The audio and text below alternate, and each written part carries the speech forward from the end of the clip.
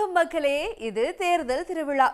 கூட்டணி பத்தி கேட்டா வை டென்ஷன், பி கூல் அப்படின்னு ஒரு தலைவர் சொல்ல, எங்க கூட்டணி பக்கம் கிரகங்கள் எல்லாம் சாதகமா இருக்குன்னு இன்னொரு தலைவர் ஜோசியம் சொல்லி இருக்காரு.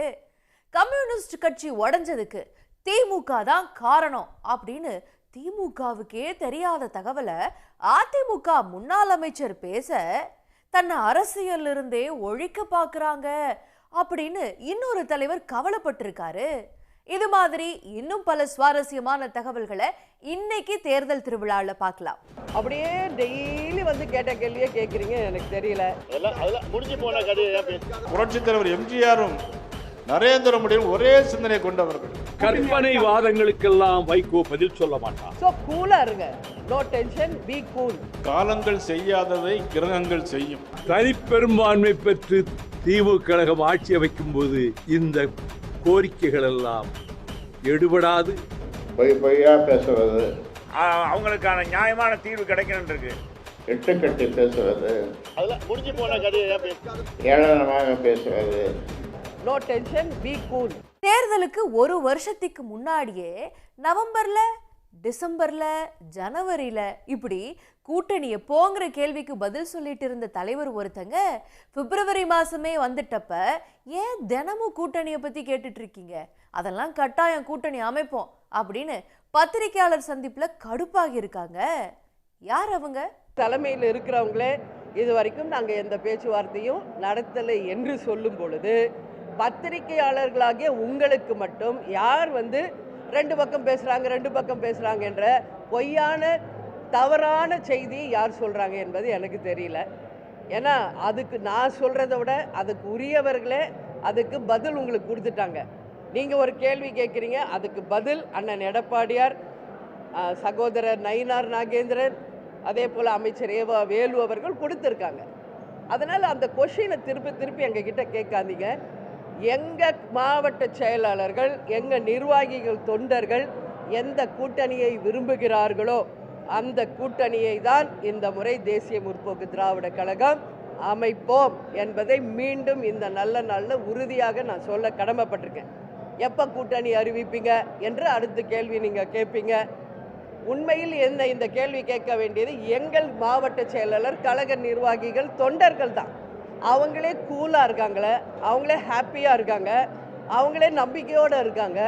அப்படி இருக்கும்போது பத்திரிகையாளர்களுக்கு மட்டும் ஏன் இந்த அளவு அப்படியே டெய்லி வந்து கேட்ட கேள்வியே கேட்குறீங்க, எனக்கு தெரியல. இது தேமுதிக எங்கள் கட்சி, என்ன டிசிஷன் எடுக்கணும், எப்போ அறிவிக்கணும் என்பதை உரிய நேரத்தில் எங்கள் கழகத்தை சேர்ந்த அனைவரிடமும் கலந்து பேசி உறுதியாக அறிவிப்பேன் என்பதை இந்த நேரத்தில் சொல்கிறேன். ஓகே, ஸோ கூலாக இருங்க, நோ டென்ஷன், பி கூல்.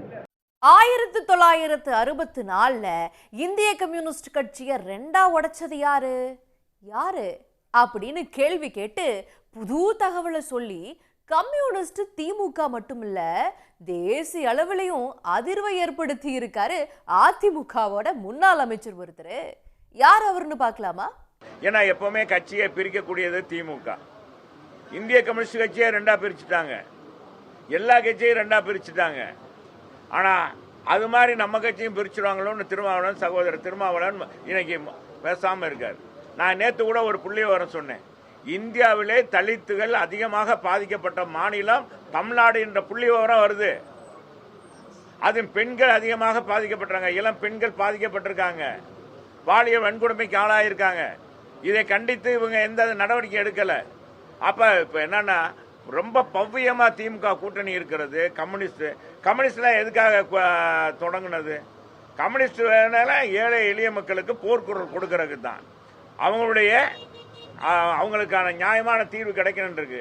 அதையெல்லாம் மறந்துட்டாங்களே.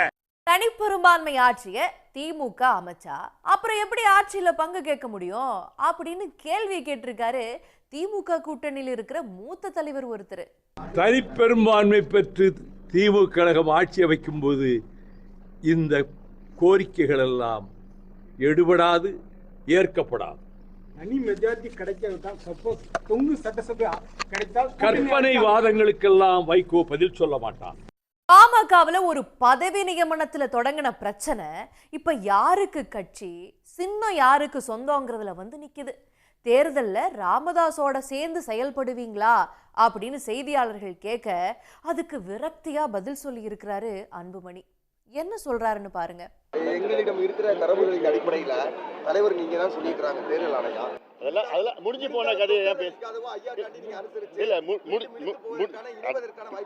முடிஞ்சு போனது பத்தி பேசிட்டு இருக்கேன். அது முடிஞ்சு போன கதை அப்படின்னு ராமதாஸ் பத்தி அன்புமணி பேச தன்னை அரசியல் இருந்தே ஒழிக்க பாக்குறதா அன்புமணியை விமர்சிச்சு பேசுறாரு ராமதாஸ்.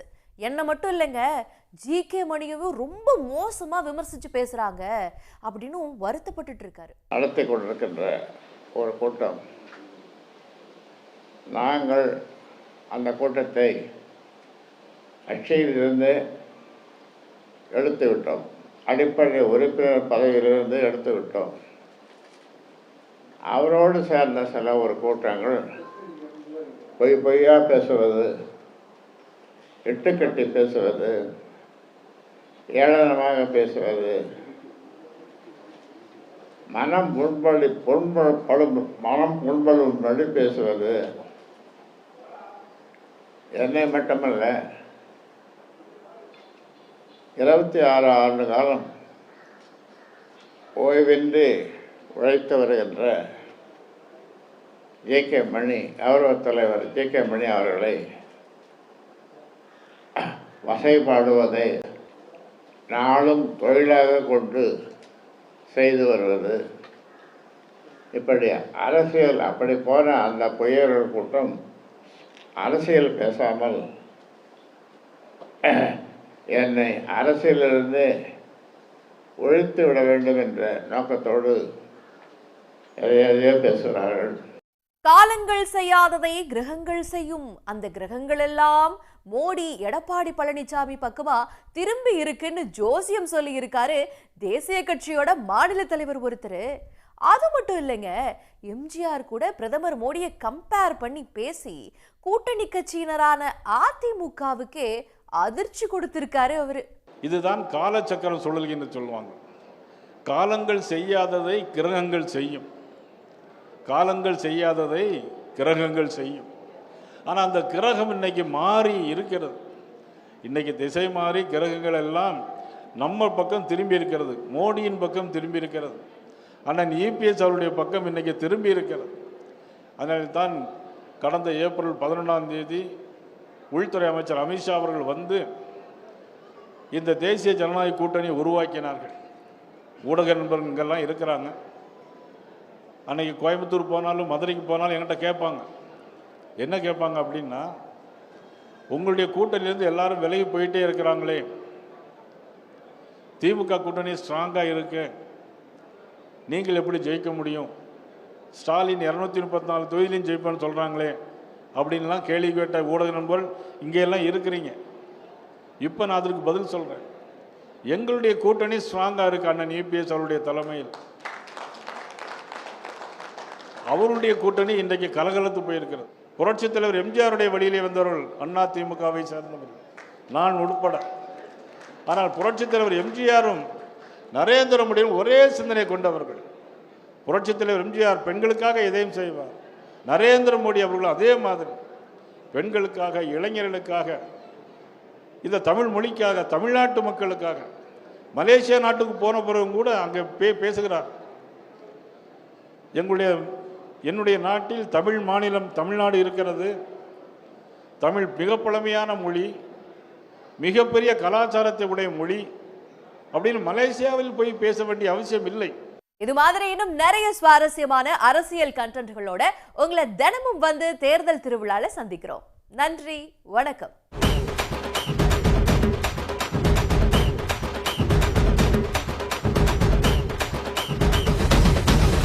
உடனுக்குடன் செய்திகளை தெரிந்து கொள்ள சன் நியூஸ் பெல் ஐகானை கிளிக் பண்ணுங்க.